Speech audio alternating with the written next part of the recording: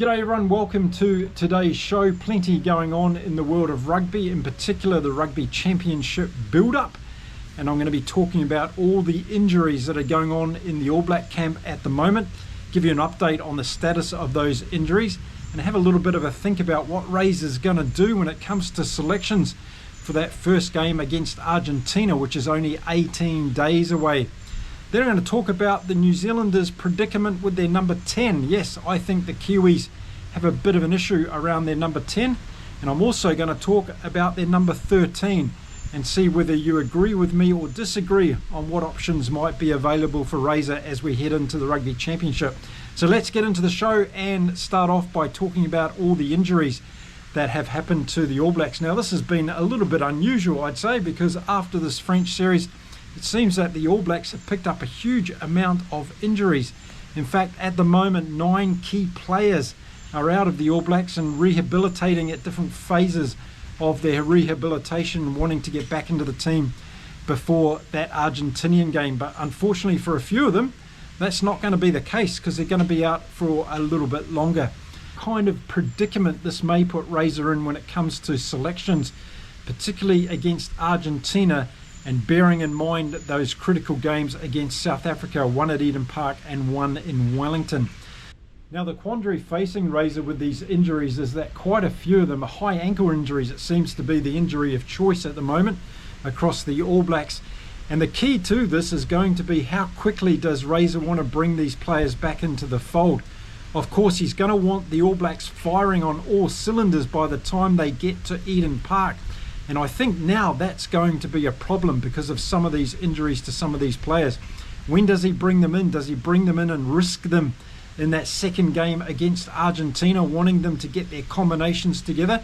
Or do we see them coming in against the Springboks at Eden Park, even though they might have been out for a number of weeks? That's going to be one of the dilemmas facing Razor in this decision process around these injured players. So first of all, on the injury list is Noah Hotham. Yes, unfortunately got picked up an injury against France in the third test match that was played in Hamilton in that series.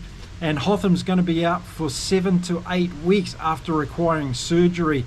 So not good news for Noah Hotham. That puts him right back now and not probably having a chance to get back against the Springboks in those 2 games in New Zealand. We'll just have to wait and see how his rehab continues. So Hotham's the first one that's going to be out for quite a while. Then the second one is Tyrell Lomax, and you've got to feel sorry for Lomax. He'd just come back from an injury and he's got injured again. This is a different kind of injury and he's going to be out for 5 to 6 weeks still in terms of that particular injury. So not good news for him. Then next up we have Caleb Clark, who's also been out through injury this year. And he's going to be out for another 5 or 6 weeks. So that makes sure that he's going to miss the Argentinian games. And the All Blacks are going to have to look for other solutions on that left wing, as they had to against the French in the third game in Hamilton. Now, next on the wounded list for the All Blacks is Luke Japison, the number 8, who was going to come on and play in that French game. He got injured while warming up for that game, and he's going to be out for another 5 weeks still. So not good news for Luke Jacobson, another one that's had quite a few injuries across the course of his career with the All Blacks. Next up, Scott Scooter Barrett, who's already been out for a while. He's still got another 3 weeks of rehab to go.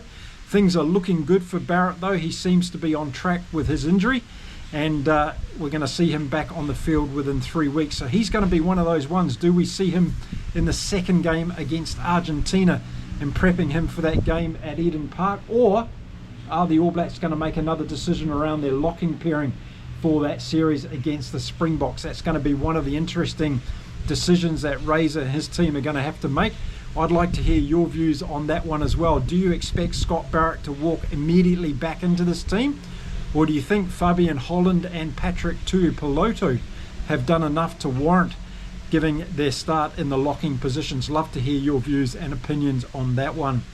Then next up, we've got Wallace Satitu, who of course has been out for a while as well. He's still got 3 more weeks to go on the injury list, so he's not going to be available until the second game against Argentina. So does he go all the way to Argentina, play that game and come back for the game against the Boks? Or does Scott Razor Robertson hold off with Satiti until that Boks game? Another big decision around the All Black number 8. Then we've got Tamaiti Williams, who's been out and injured, and it's had an impact, of course, in that front row for the All Blacks, I believe. We've missed Williams. I think he's an exceptionally good prop, and I can't wait for him to get back, but he's still 3 weeks away from starting again with the All Blacks. So that means another player who most likely won't play until the second game in Argentina. So does he get selected for that, or do we risk bringing him straight back in to play against the Boks on September the 6th at Eden Park? Another big decision for Razor around Tamaiti Williams. Then next on the list is Beauden Barrett. He actually re-injured a broken or a fractured hand that he had during that third game against France in Hamilton, and he needed some weeks off before he can get back on the training field again, and he's still 2 weeks away from being able to do that. So he's going to come back online almost in line with that Argentinian game, the first game in Corboda in Argentina. So does Barrett go and play in that first game? Do they hold him back for the second game? Another interesting selection dilemma coming up for Razor around Beauden Barrett in this All Black team. And then last but not least is Tupou Vaa'i. He's the 9th player that's been on the injury list for the All Blacks. Saw him have a problem, didn't we, in that last game against France? He's still 2 weeks away from coming back, so he's going to be another one that's going to be on the precipice of that first game against Argentina in Argentina. Does he go all the way there, play in those 2 games? Do they risk him in that first game or hold him back for the second game? Some big question marks over when these players are going to be reintroduced for the All Blacks. So there we go, the walking wounded we call them at the moment for the All Blacks. It's not too good for those players for sure, and let's hope they're not rushed back in. That's my biggest fear, is that they're going to be rushed back in as soon as they're available, and we might see some longer lasting injuries, which is certainly not what we want to see for the All Blacks this year. Now, as of today, we've got 18 days until that first game against Argentina in Argentina. So those ones that are on the precipice, I'm talking about Tupou Vaa'i, Beauden Barrett, and maybe Tamaiti Williams.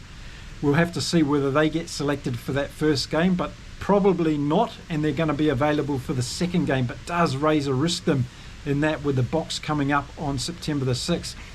It's 38 days until that first test match against the Boks in Auckland on September the 6th. So Razor's got to make sure that he manages this rehabilitation process and reintroduction into the team pretty carefully. It's going to really put a twist to the plot for the Kiwis during this year's Rugby Championship, no doubt about it.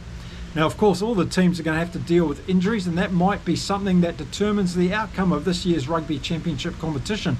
Let's hope it's not the case with key players getting injured. We want to see everybody fit and well with their best teams on the field, so there's no excuses for any of the fans across the world.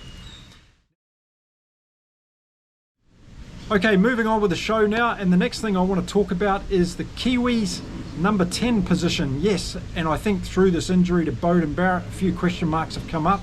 If Beauden Barrett does get a serious injury, he's out for quite some time, what do the All Blacks do? Well, many of you say we'll put Ruben Love in at number 10, or we'll put Damian McKenzie in there, and you've all known my views about Damian McKenzie. And I've got to say, with a little bit of a smile on my face, it's good to see many of you coming around this year and agreeing with me that Damian McKenzie should be on the bench for the All Blacks at best and not starting the game, because it's been trialled too many times and it hasn't worked out, as I was alluding to many times throughout last year. And Damian McKenzie is probably suited better for the All Blacks coming off the bench. But it does hold a bit of a dilemma for Scott Robertson, because if Beauden Barrett does get an injury like he has at the moment, so let's not say it's not possible, then what do the Kiwis do? And do we put in Ruben Love into that number 10 jersey? Well, in my opinion, yes, Ruben Love should be playing at number 10 for the All Blacks. I think Scott Razor Robertson should give him a trial against Argentina in both of those games in Argentina and just see how he stacks up.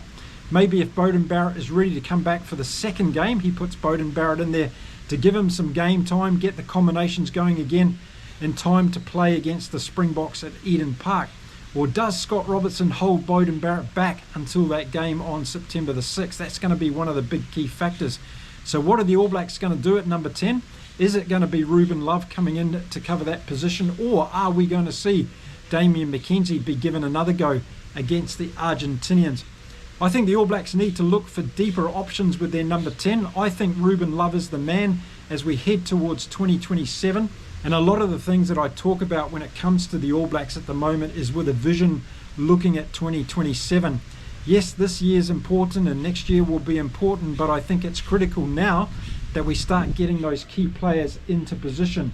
And I think the number 10 jersey at the moment with the All Blacks is a bit of a problem because we don't have the depth with the experience there. So if Ruben Love is going to be the man going forward, which I hope he is, he's given an opportunity to grow into that jersey and given more game time, particularly in a very competitive Rugby Championship environment. I think that would be the perfect time to bring him in and bleed him into that number 10 jersey. As I say, if we do lose Beauden Barrett through a longer term injury, who do we turn to?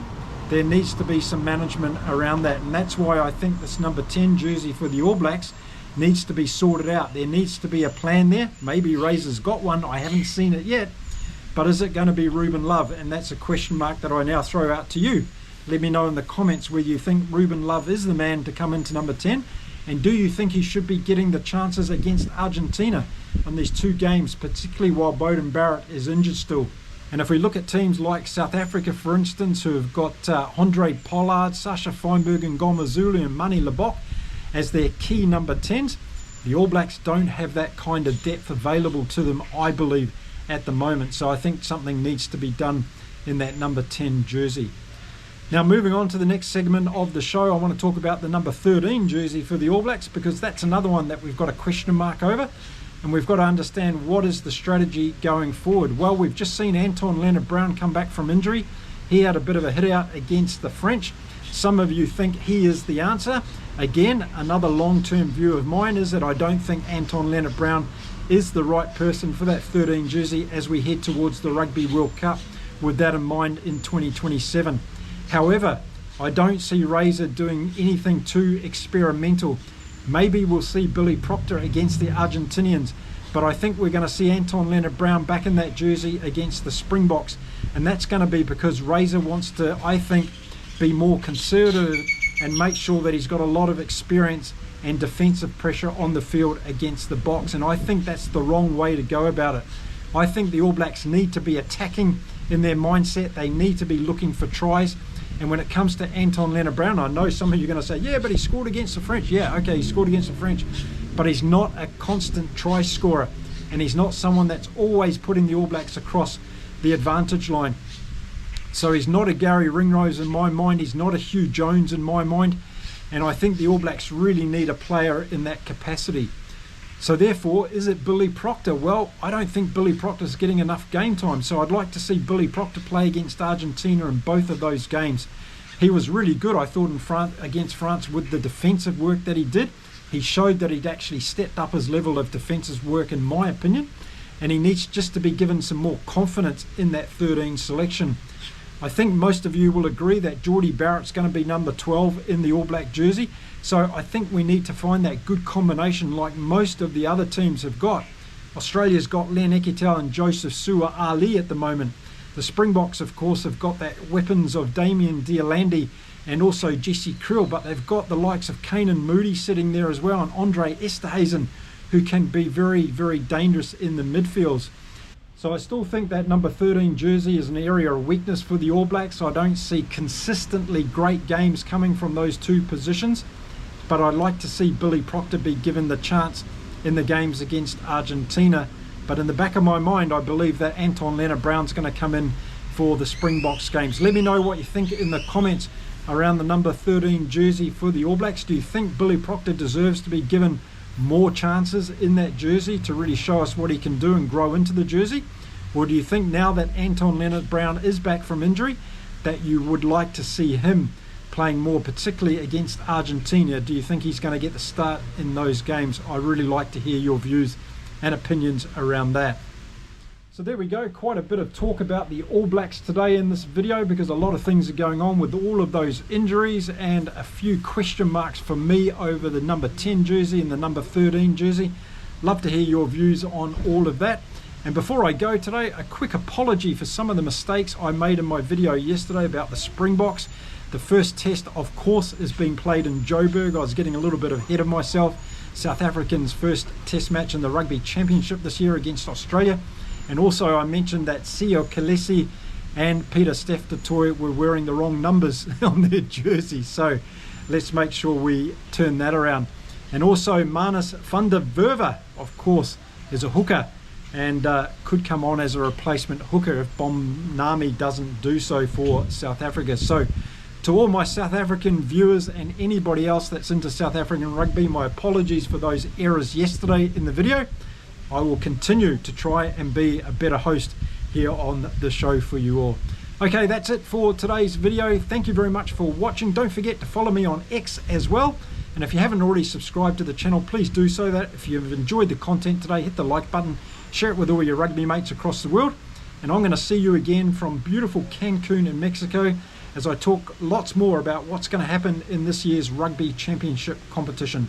Until next time, stay safe, stay well, keep enjoying your rugby across the world, and it's adios from beautiful Mexico. Bye for now.